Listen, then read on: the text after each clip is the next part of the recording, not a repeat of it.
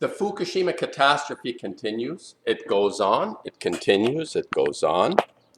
And as it continues and gets worse and worse and worse, 3 melted cores, reactor cores in nuclear plants, unheard of, unheard of. It's never been, this never happened in the universe. This is the first time in universe, 3 melted reactors in a nuclear plant. Well, so what? So what? Yeah, people go, yeah, so what? Doesn't matter. I'm going to cover a couple of things in this video. I felt I wanted to follow up on the artist that I did my video on yesterday, Takashi Murakami. And as this catastrophe continues, the denials will escalate, and they will find suitable subjects among humanity to give it a stamp of approval, their own stamp of approval. As if you read Lonnie's, or if you listen to Lonnie Clark's Nuts for Art website, the Goffman rule, which is 10-90, you give 10% of truth and 90% of lies. Actually, the art now is 100% lies. This is a clever creator. It's not an artist, because I think that art, and the best art, has always been rooted in conscience. And when you go through the history of art, there are quite a number of artists that have let us down from that conscience point of view. But people still, like Cézanne or Le Corbusier, he was a fascist. He was a raving fucking fascist. And he made this architecture, this very sterile architecture with very sensitive light going into these right angles of concrete. Le Corbusier, a visionary of the planet, who was a raving fucking fascist. I am so disgusted by these people, and I gladly, as I say, I would give up all this brilliance for just a bit of humanity. We need a bit of humanity in our lives. And I just want to follow up on, I don't like trashing artists, because it's sort of like, it feels a little odd, because and I want people to know I'm not sour grapes. I'm not sour grapes. I've been extremely fortunate. I've been able to do my work pretty well on a continuous basis for the last over 40 years now. And with some difficulty, but I feel very fortunate, because I've been able to develop, and I'm a late bloomer as a painter. I've said this too, I've talked about this. And I think it's important. I want to just reiterate this. I want to make this really clear, because it's still not understood. And even people that understand what I'm trying to communicate are still slow to come on board to realizing this, to understanding what it is we're facing. And there are no compromise when it comes to the destruction of all life on our planet. There is no compromise. You can't say, well, a little bit of fascism is okay because the guy is brilliant, like Le Corbusier. I really don't care. Shove him down the well. I don't care. We need to act our conscience. And artists that are the most important artists in our history, for me, were people that exemplified conscience. And if you go through, you're going to find regularly that artists fell short of this aspect. And I am firmly convinced the reason we're in the shitter that we're in is that the art hasn't worked. That's an extreme comment. So you would say, well, Ackerman, one of your greatest influences may actually be Cézanne or people that radically gave permission to explore. And it's difficult. This is difficult from the point of view that, yes, there is a field called art. As in any expertise, as in any field, you develop an expertise, or you look to the people that have actually set the guidelines. license or given, as I like to say, given permission. And then people fall short in their personal life. And I think there is a degree of allowing people to have their personal issues. But there are fundamentals. There are certain fundamentals which will always come through, as I say. Picasso had epiphanies a couple of times in his life, and for me, as a person, he failed.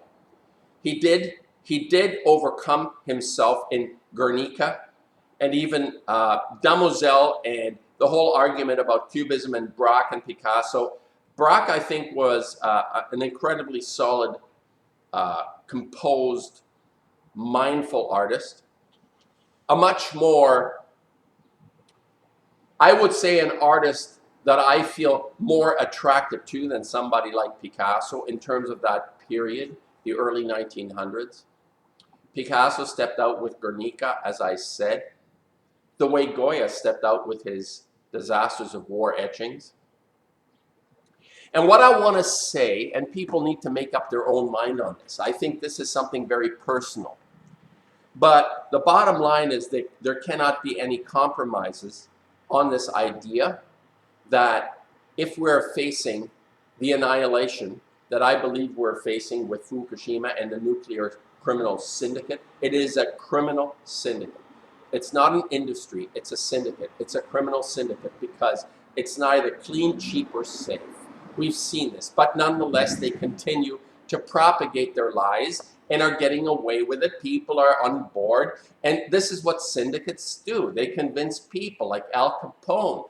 He made, people around him would probably say, oh, he's actually a nice guy. Meanwhile, in the alley, people are being murdered, but Al Capone is a nice guy. And people were, until, I guess, he stepped on too many politicians or government feet where they're not getting their revenue, their pound of flesh. If he played his cards right, he probably would have been alive a lot longer than he was.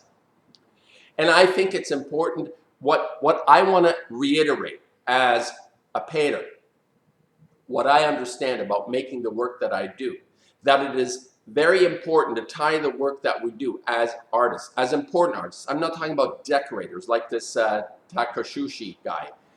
He's a decorator. He's an illustrator, but he's the worst of the worst in terms of what he chooses to illustrate, how he chooses to illustrate. He is sanitizing the death of this planet. He's sanitizing the dying of this planet, of our beautiful planet. He's sanitizing it in his work and calling it religion. Check out my previous video. And I want to talk about, just briefly, the greatest plunder in the history of all histories. All the resources that we have on this planet, that we always talk about. People are very fixated on the material world, which is part of our problem, because there is absolutely a material world. You just look at the homeless people that are sleeping on park benches. There is a material world that has an effect on us. As people see that we are all slaves to this banking system of interest. Interest, the principal will never be able to be paid because it's always put forward, and the only thing that works is interest until that falters. It'll falter. Don't know when. In a year, in a month, in a week, in 5 years, in 10 years. This can all go on as long as people play along. And I want to talk about the greatest plunder. And the greatest plunder in the history of this planet has been our spirit, our souls, that has been plundered. And it will come to fruition in the destruction of all life. Not because we've plundered coal and we've mined uranium and all of that. That would never have happened. If they, and when I say they, there is a concerted group, a very small group that comes out of the tradition of the Akhenatans, the holier than thou, that principle, that principle of divine right, as they like to call it, and people go along with this. I've talked about this, but this plunder has occurred. And the reason we are in trouble, and don't fool yourself, people. You can still say, I have a backyard, I have bacon and eggs in the morning. Don't fool yourself. It can't last. Because what's been plundered is not the resources on the planet, but the spirit in every human being from childhood on. We're born, we're plundered. We're born, we're plundered. We're inducted into the hall of plunder. The plundering of our spirit, of our souls has happened, which is why we're in trouble. And obviously people like to go back to the information and the facts, just the facts, ma'am, Sergeant Friday, just the facts. But the ultimate fact, what I call the a priori, not the prima facie, the a priori. Prima facie is another interesting idea, that which is in your face that you see offhand. We don't see this plunder.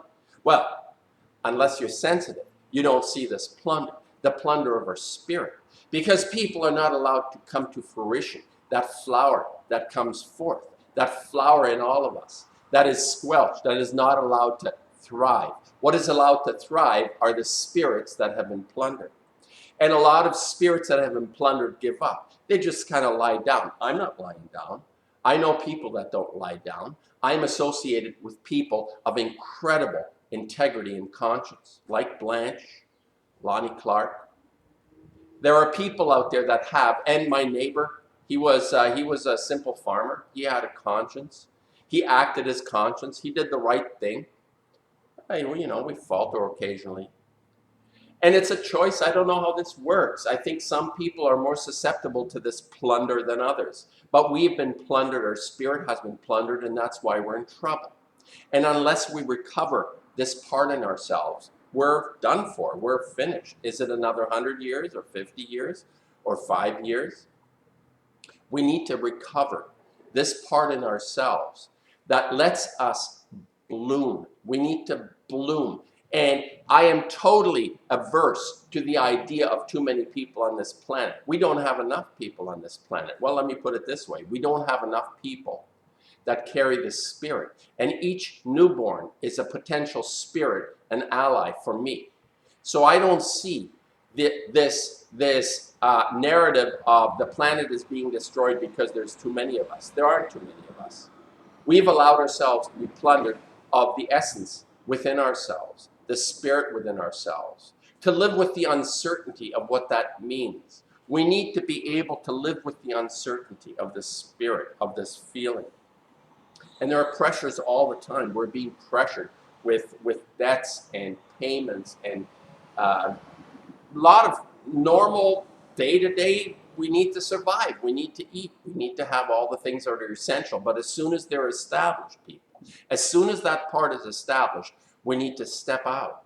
And we need to live our conscience. What I say is our conscience. And the only way and the only people able to live that conscience is those that have reclaimed their spirit, have not allowed our spirit to be plundered. Hope that makes sense. It's tying into my previous video on this Japanese artist who's sanitizing the destruction. Make no mistake about this. And a good YouTuber commented and said, you know, maybe he's not allowed to open his mouth. Then shut the fuck up. Don't make any art. Don't make anything that makes you appear to be part of this plundering, because that's what he's doing, this Japanese artist. A Japanese artist making a film on Fukushima and not mentioning the ongoing 3 core meltdowns. If you're not allowed to say this, then shut the fuck up. Go back to sleep. Get a plumbing job or whatever it is, but don't make the art, because you're going to offend me big time, because it's all about the integrity of making the work that will reclaim the spirit that has been taken from us in the so-called 6,000-year history. It's a shock. It's a lot less, people. We have no evidence of 6,000 years of history. Any kind of document that exists is no older than maybe 1,000 or 1,200 years. So don't go into proving to me how we have scrolls from the 2,000 years ago, because we don't. And those papyri, whatever that is, would not survive. And the metal scrolls, the copper scrolls, all those things are not from that long ago. So that's another issue. You can go and search my videos and Fomenko, and I'll go into that with the Fomenko stuff. But we are now attempting, before it's too late, to reclaim that which has been plundered and stolen from us, which is not the resources on this planet, but our souls, our spirit, the very essence of us. That part which flowers into our own individual 7 billion individual flowers, brilliant, beautiful flowers, and there can never be enough, because that's how this mystery works. It provides us with souls but we've allowed them to be hijacked and taken away from us. So we have been plundered, and gonna make some more paintings today. As you can see, I'm gonna make some more paintings in my de Kooning coveralls. There was another guy who benefited greatly, and he was zipper lips. He shut his lips. He had some, he made some decent paintings, a few, not a lot, but he made a few, and he was very important on some level to me, to give me certain permissions, and he always wore these coveralls, right?